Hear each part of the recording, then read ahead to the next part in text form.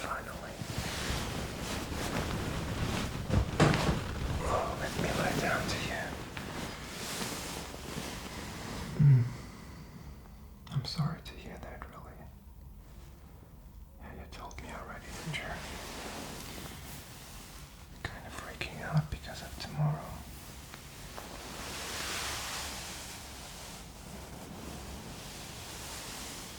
Yeah, I get it, really.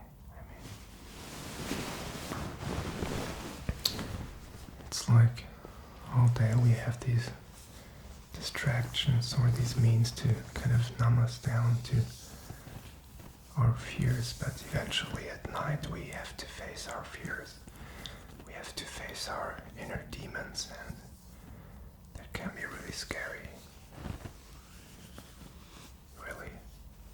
Yeah. Yeah. I see why you're worried and freaking out, really. So, it really sounds like you have some stressful times ahead of you in general. Yeah. Okay. Yeah, I get it. I get it.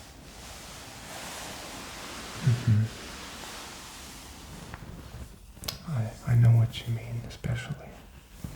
I mean, even falling asleep is hard then. Yeah, I hate that too when you, yeah. I mean, I can really empathize with that, because at times I remember I couldn't fall asleep and I would almost not sleep at all. And then the next day I would somehow get by with a lot of coffee or something. And then the next night I would just, maybe I would fall asleep because I was so tired that I would just get up at like 3 a.m. and get up at 4 a.m. again, and get up at 5 a.m. and get up at 6 a.m. as well. Have you ever had that? It's pretty crazy. Yeah, it's not cool at all. You're looking at your smartphone and you're like, shit, I need to sleep now. And it's not like on the weekends or something, or during school when you're like, oh cool, I can still sleep for 3 hours. It's more like, shit, I'm still... this wasn't just a nightmare, this is actually my life right now. I hope that doesn't happen too often to you, but I've had that thought as well, and it's pretty shitty, frankly. And yeah, and then basically it can happen as well that you can't sleep at all anymore when you wake up in the middle of the night. Yeah, it's weird. I always thought that somehow I would oversleep, and I had this important thing on that next day, and so I absolutely didn't want to miss it, like an exam or something, or an important meeting or whatever that was so important apparently, and I would just have nightmares, and I would wake up all the time and just wouldn't find any deep sleep. That's really not a nice feeling.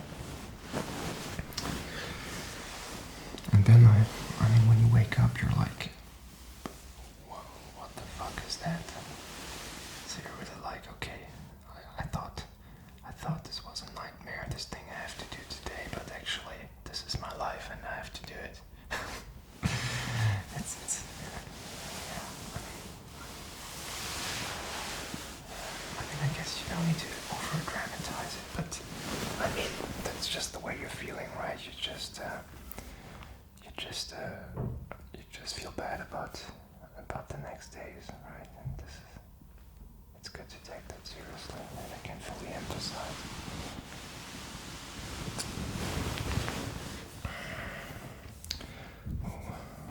What is it exactly, I mean, that you're most anxious about? Is there anything specific that you dread to do, or okay?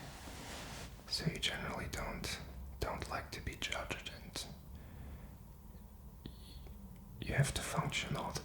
and you have to perform like you're expected to, and that kind of scares you. You're also kind of scared to disappoint people and not meet the expectations. Okay. Yeah, I mean, I totally get it, frankly speaking. I mean, I've had that so often that basically I was just thinking about this one thing so much. I mean, I remember as a kid, I was really not that old, maybe 12 or 13 the first time, or even younger, 11 maybe, when I had this really strict teacher and I had to participate in these music competitions. And I didn't want to. I mean, I didn't even enjoy playing in front of people. It was actually scaring the shit out of me to play in front of people. I was like, why would I? I mean, I'm not an entertainer. I'm not a clown. I mean, I don't want to say it's all bad, but I didn't enjoy performing in front of people at all. I was always feeling like I was kind of like a fraud and imposing on them, and I didn't feel like I was worthy to play in front of people, really. And I mean, obviously mix that with like perfectionism, that you always think that you have to prepare more and that you have to be perfect, then it's a pretty bad mix, right? So basically there were these music competitions, and I would have to practice for weeks and for months, always the same pieces, and just every single tone and note was practiced like a million times. And after months of preparation, then basically there were these kind of rehearsals, and then eventually you would have this competition. And I was so scared before these competitions. I mean, even in the rehearsals, I was nervous, and I mean, I don't know if you ever played an instrument in front of people, but if your hands are shaking, and it's just not a nice feeling at all. It's just it's kind of hell. It's kind of a nightmare. And I mean, some people are born entertainers, I guess. They love doing it, but at this time I wasn't. I wasn't enjoying it. So I remember the morning waking up and having to do that, and I was feeling so bad, and I was basically felt like I had to throw up. Basically, that's it. I was super nervous.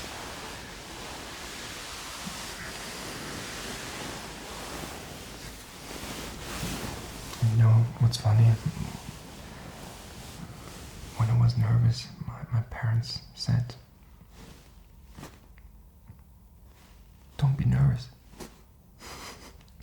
which is bullshit, because I was nervous. So what was I supposed to do with that information? Don't be nervous. I was factually nervous. My hands were shaking. My mouth was dry. I felt like puking and having to go to the toilet at the same time. And then your parents tell you, stop that emotion. You have to fight it. Which now I know is exactly the wrong thing to do. You have to accept the emotion. That's the only way, really, to live with it. So yeah, basically these music competitions, I was basically enrolled in them, and there were all these other talented guys, and basically there was a judge, and there were like professional musicians usually, or whatever, that were judging what you were playing, and I hated that fact so much, and I didn't even want to become like a professional musician, and I didn't like the entertainment thing. I didn't like playing in front of people. I don't know, I guess not an extrovert now. So basically, these judges would give you grades like up to 25 points. And if on average, or if in total you would get 23 or 24 or 25 points, you would go on to the next competition. So the first one was kind of like in the city, more or less. The next competition would be in the whole state, and the final competition would be in the whole country. And actually I once was in this country-wide competition as well, but I didn't enjoy a second of it. I mean, I didn't like the preparation, I didn't like the rehearsal. I was basically... It was kind of hell for me, right? So now if I think about it, it's basically, it was a preparation for me to shut down my emotions. It was a preparation for me to not listen to my inner voice. It was conditioning for me to just plow through my fears and just push them down somewhere inside of me and just obeying. Because I mean, with 12 or something, you can't really, if your parents or your teacher tells you to do something, you just do it because you don't have your own will, really. At least it's not accepted.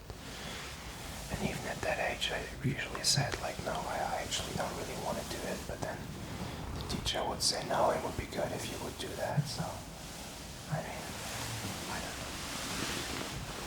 And I very vividly remember how scared I was really of doing that. I mean, I know it's not the same for you. It's really something different. But I think that's something that you need to accept as well. That basically, through school, we're being prepared for this kind of life. Which is kind of sad, actually. Basically, respecting authority figures overall. Just doing stuff that we don't like to do, but we must do it anyways. So just learning really boring stuff by heart, memorizing stuff, just doing stuff because you're told to do it, kind of like a soldier. That's basically the purpose of school, right? I mean, frankly, it is. And then being constantly judged, right? Getting grades all the time, getting grades about every exam, having to be well liked by everybody because otherwise you're getting excluded. And then basically there is the fact that you have to get up at a specific time and leave school at a specific time. And then there's this really strong social pressure to fit in, which is really strong. And basically we don't learn much in school, but we learn one thing, which is that we must fit in, and that we must obey, and that we must push down our emotions and just value our results overall. So basically, if you fail in a test, you're worth nothing. That's basically what you're being told, and I remember that as well. Yeah, I think I also sometimes I was wondering why we react so strongly to being judged and to having to perform. And I mean, some people don't react so strong, I guess, but I think it's also because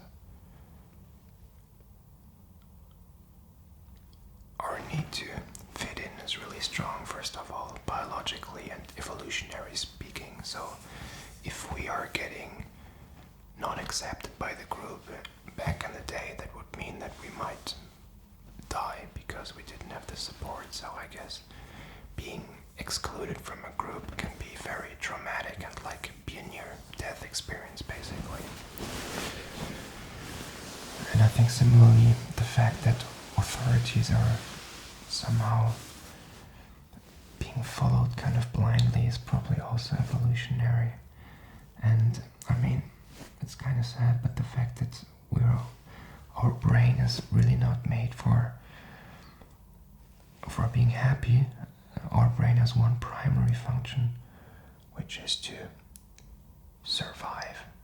And this is why it's always screening for danger and for something that could be harmful and that could be detrimental to us. And this is why basically we have this scanner in us that constantly looks for problems. And somehow, if we have these important events, we feel like we're gonna die if we fail, because basically we think, okay, if I don't succeed here, all of my plans are gonna be gone and my whole life is gonna suck. I mean, usually it's just not true, but it's just like the connection that your brain makes. Basically, failure is being associated with dying. I mean, it's true. Think about it. Basically, if you think about failing in a meeting or in a presentation, you maybe think about your brain automatically has a cascade of thoughts, which is, I'm gonna fail the meeting, I'm gonna be ridiculed, I'm gonna get fired, then I'm gonna not have any resources, and then I'm gonna die. That's actually really interesting. You can basically trace back almost every fear to the fear of death. Frankly, really try that. And even the fear of not finding a mate, or because basically we have this reptilian brain and this really archaic brain in us, which tells us you have to reproduce and you have to survive. And if we feel like we can't survive, or something that is being ingrained into us that it's so important, which is school and being well liked and being successful in what you do, then you feel like you're gonna die from it. But yeah, sorry, I guess. I mean, you're not here for like a professor lesson or some shit. I mean, frankly, I mean, it's not. Yeah. But you know what kind of helped me sometimes? It's basically to look at this connection that our brain automatically makes and saying, okay, if you're gonna fail, you're gonna die or something. And really look at it. I mean, it's pretty interesting. Frankly, just think about it. Like, let's assume this important thing, you're gonna completely fail. Okay, just imagine. Are you gonna starve from that? Are you gonna burn to death from that? Are you gonna drown from that? If you fail completely in this important thing, are you gonna starve? Are you gonna get killed by somebody? No.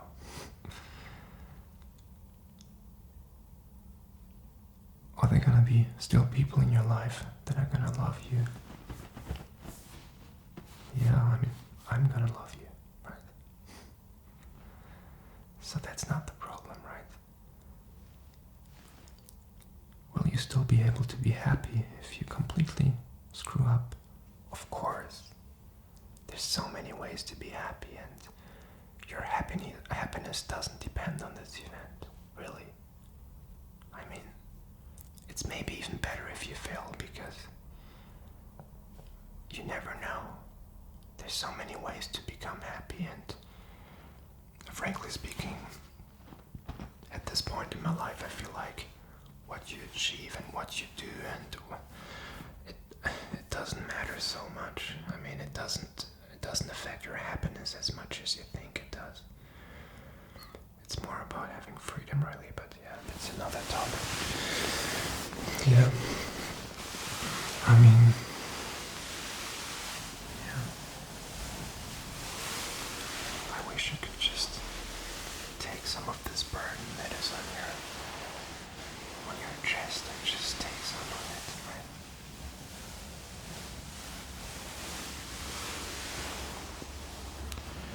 I think some psychologists, I guess, say that you should just embrace the fear and just by mere exposure you're gonna be desensitized to the fear. And for example, if you're really scared of public speaking, you should just public speak all the time. And if you're really scared of exams, then I guess you have to take a lot of exams, and then eventually you're gonna get used to it. And I guess there's some truth to it, because obviously if you're just nervous because you've never done something, then it's good if you do it. And I'm pretty sure about public speaking, if you're gonna do it like a million times, you're gonna be a decent public speaker. And there's this book that basically, apparently you have to invest 10,000 hours into something before you become a real pro in this regard. And I think before giving up any endeavors that are kind of ambitious, I would really look at maybe just increasing the volume and doing it more and facing the fear and trying it out. But at the same time, I guess it doesn't always work, because I'm pretty pragmatic about it and realistic. I mean, if you really hate blood, for example, like me, you shouldn't try to become a doctor. If somebody tries to take blood from me, I'm fainting, basically. So I guess I shouldn't. It's just not right for me, right? I guess. And also, I mean, if this concept would really work, then I guess I wouldn't be scared anymore about important meetings, but I still am, right? I had like 1 million important meetings with like the bosses of the bosses, and we have these at least weekly calls, and also I have these daily calls with this client that I was working for, and I had so many of them. I did this for like a year with a client, but still before every call I was feeling nervous. I was pacing around, I was going to the bathroom, and I felt like puking, basically. So apparently it doesn't fully work, and apparently it was also just not right for me. So I mean, you have to also know yourself, right? You have to just create a life that eventually that is acceptable for your reptilian brain. And for me, for myself, I kind of realized that I'm never gonna be a person that loves these kind of meetings and these kind of... I don't love to be judged, right? I don't like it. I'm scared of it. I kind of feel like a fraud always. I mean, it was helpful to me in school to always think I wasn't good enough. It was helpful to kind of push me and to do a bit more. But it also makes me unhappy, right? I always feel like I'm not good enough. And that obviously leads to me always thinking that I'm gonna fail and that I'm gonna die and that everything's gonna go wrong. So I have this since I can think, I mean, basically forever. So I don't think I'm gonna get rid of it, and I just don't like imposing on people and telling them exactly what to do. And I don't want to like get too full of myself, but I kind of feel like I'm kind of too empathetic. It sounds kind of like, oh shit, whatever. What does that mean? But it's basically I feel emotions of people very strongly. So if like my if like my superior at the job has a bit of an aggressive tone, I directly am very sensitive to it, and I think a lot about how this person perceives me, and I think a lot about, and I kind of notice it before they notice it themselves when they are stressed in a way. And this makes it very tiring to generally work with people, but it also makes it very painful. It's almost like a physical pain if somebody scolds me or disapproves of me or is just in a bad mood. It's just very painful and very, very stressful. I mean, maybe you have that too. Did you ever consider if you're maybe also sensitive to these kind of things, and like sensitive to, this often goes hand in hand with like pretty strong perfectionism, because I guess our mind is kind of crazy, so we feel like doing stuff perfectly is gonna bring some clarity and some easiness into our life, because but it doesn't work. It just doesn't work at all, the perfectionist thing. That's what I can tell you, really. But it's hard. So, I mean, if you're really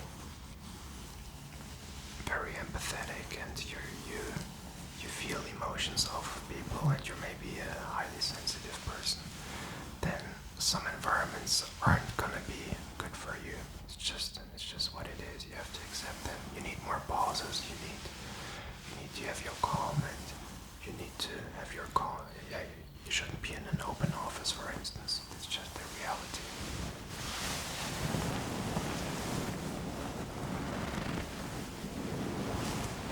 Yeah. Okay.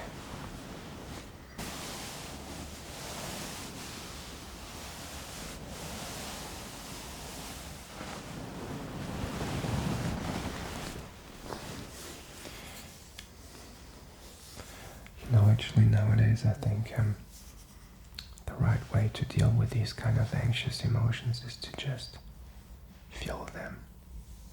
To kind of even say, I want to feel this emotion now. I'm really scared now. I want to accept this anxiety. And even looking into it, trying to feel it really strongly. I kind of saw a documentary, apparently this is called paradox intervention. I'm not a psychologist or psychiatrist, but it's apparently, if as soon as you get anxious, for example, instead of saying, I don't want to be anxious, stop this, I want to stop this right now. Instead of that, you do the contrary. You say, I'm anxious now.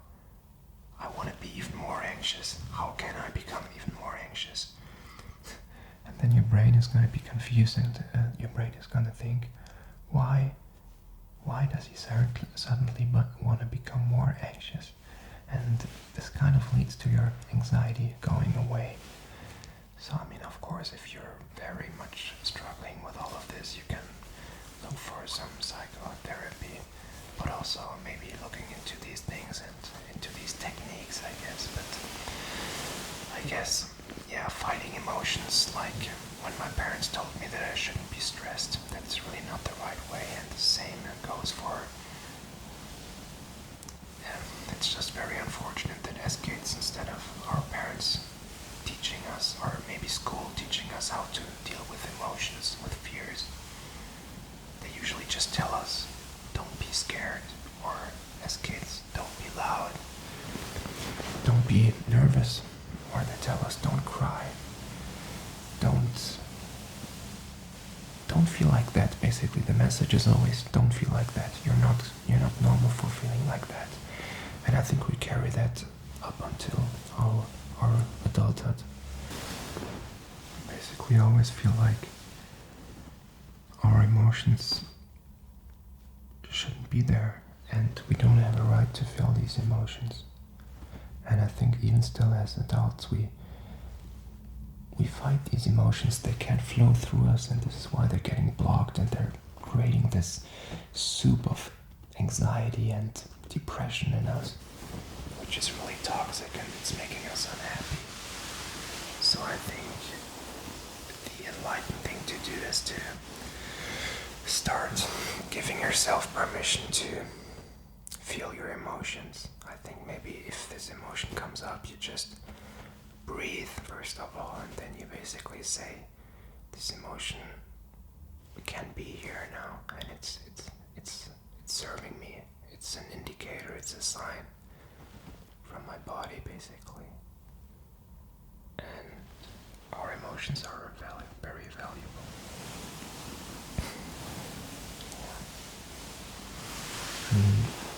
Yeah, honestly, I don't even want to be like too scientific about it. I just feel like if we would just love each other, it sounds kind of hippie-ish, but if we would just really,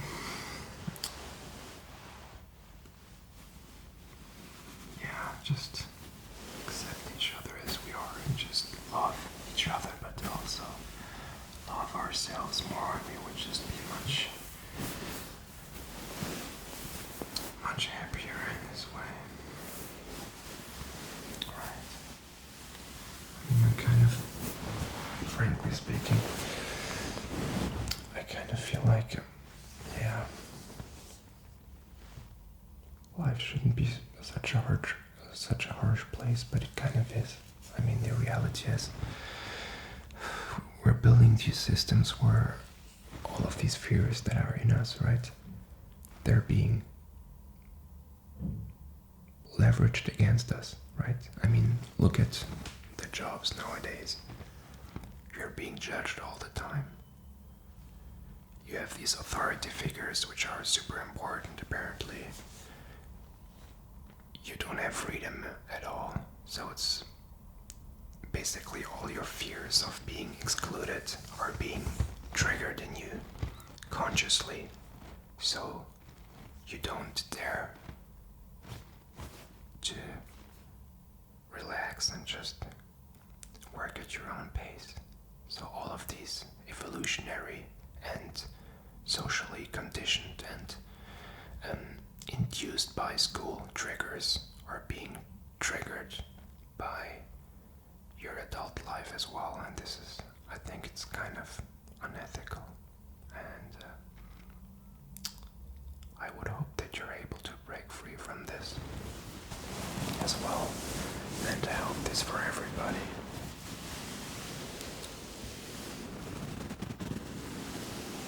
Yeah.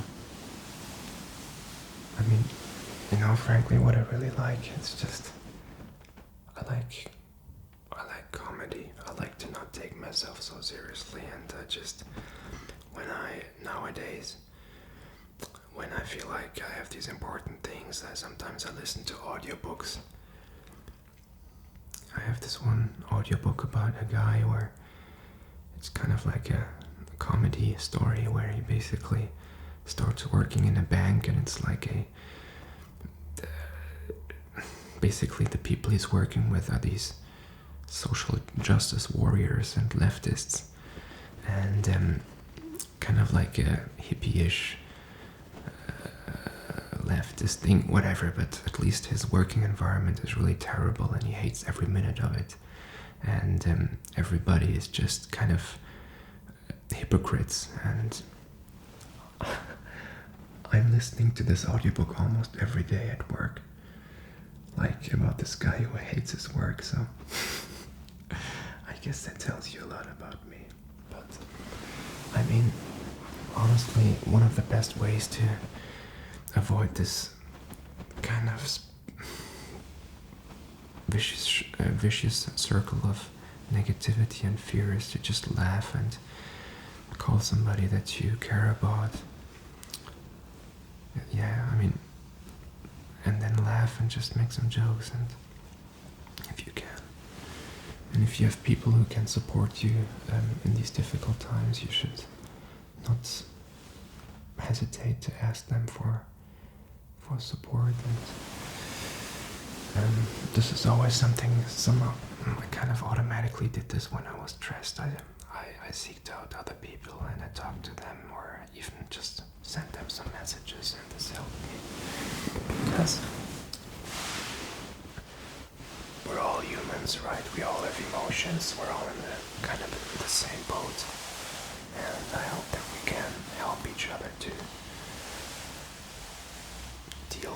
these fears and these inner beliefs that are crippling us, and maybe eventually help each other to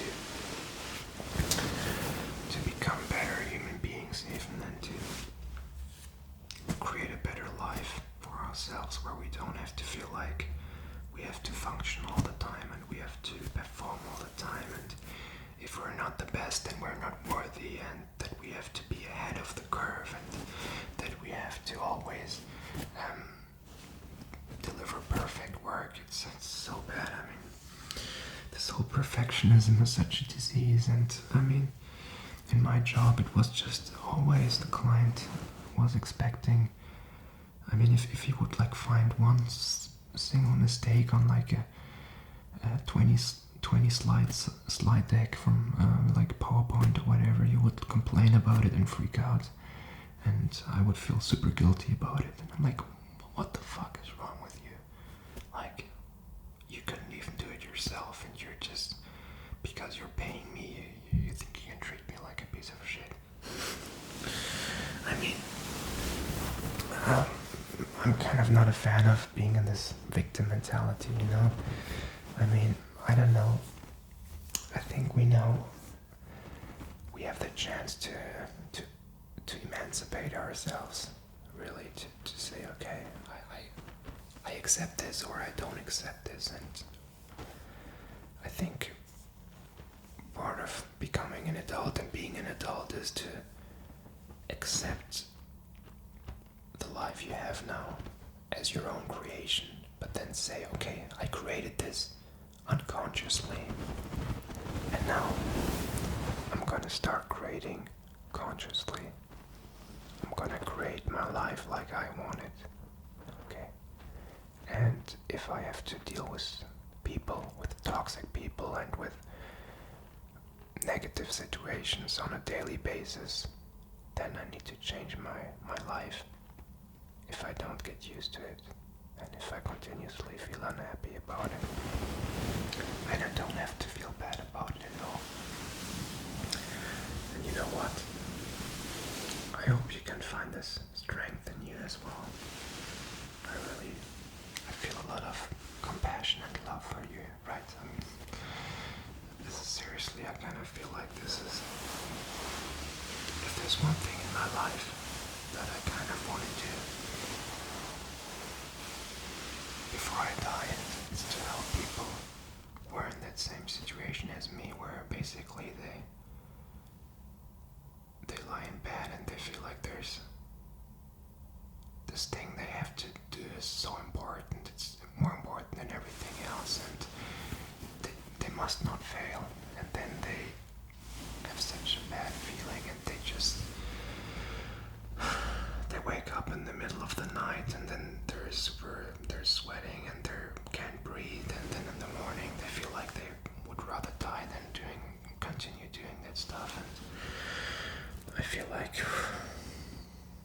why are we so hard on ourselves? Really, why? And sometimes, honestly, when I'm walking through the forest, or when I'm alone, then I'm thinking, all these years, why have you been so hard on yourself? So fucking hard on yourself. All these years.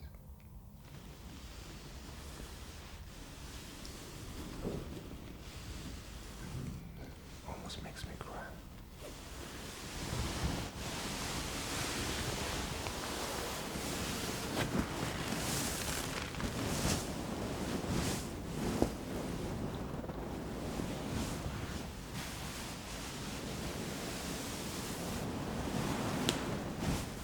Just get movements for you.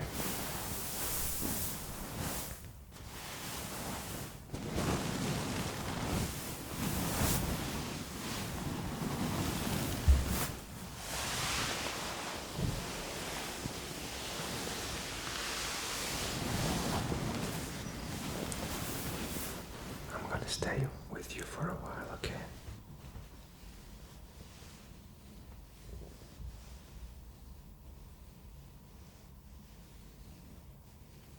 I mean, ideally you will just stop thinking. I mean, I tried that too, it's just hard. But I think it can really help to watch your thoughts. And this, if you have practiced meditation, it's a bit easier, of course, but just kind of like, if you're getting anxious again, just look in your emotions and just thinking to yourself, okay, this is me freaking out again. And I know this, but yeah. I think, honestly, I mean, let's just say you screw this up.